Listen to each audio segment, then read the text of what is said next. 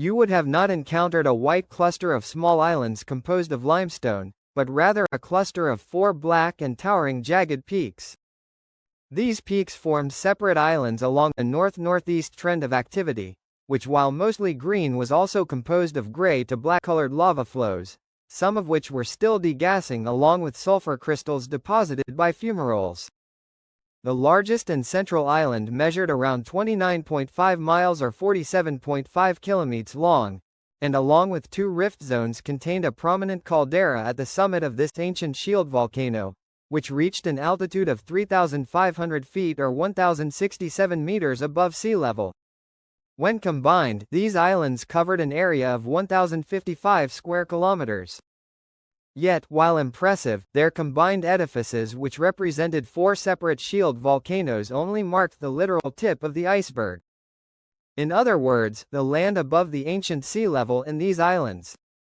The 4 ancient islands, which contained a combined total of 600 cubic kilometers of igneous rock above sea level, only comprised 0.21% of the total volcanic rock, which formed a vast feature known as the Bermuda Rise. The Bermuda Rise represents a large igneous province 1,150 kilometers long and 550 kilometers wide, which contains an estimated 286,000 cubic kilometers of volcanic rock. All of this was emplaced between 48 and 30 million years ago, meaning that for a whopping 18 million years this province erupted at a rate equivalent to 15 times the amount of all Cascade Range volcanoes. Yet, before this widespread volcanism began that would go on to form Bermuda, the crust over a wide area was uplifted by 200 meters or 656 feet. The first potential explanation is that a now Bermuda hotspot, an active hotspot known as the Bermuda hotspot, was the cause of all of this. It has been postulated for some time that this hotspot, which is now thought to be located 900 kilometers southeast of the island, had been active for upwards of 85 million years.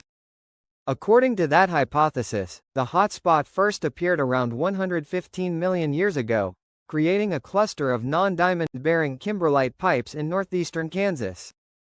It then created diamond-bearing lamproites in Arkansas around 106 million years ago, uplift of the Mississippi embayment around 80 million years ago, and a cluster of small volcanoes which ended with the creation of the extinct Jackson, Mississippi volcano 66 million years ago.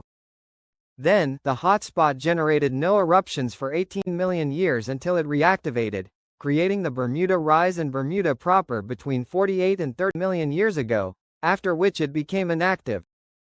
Yet, this apparent hotspot track is not perfect. Theory number 2, with a recent scientific paper suggesting an explanation that I consider far more plausible.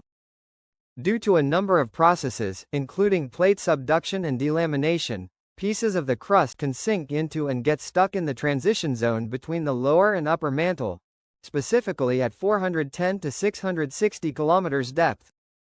In the case of Bermuda Rise, the composition of the rocks which ended up erupting suggests that it melted from such a piece of sunken crust, which eventually fully melted and generated extensive volcanism and uplift for 18 million years.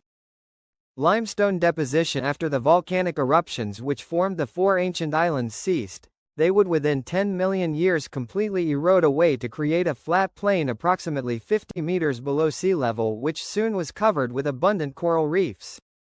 These reefs, along with wind-blown sand, created abundant carbonate sands, which over time formed uneven piles. The thickest of this material then lithified, forming the widespread limestone in Bermuda.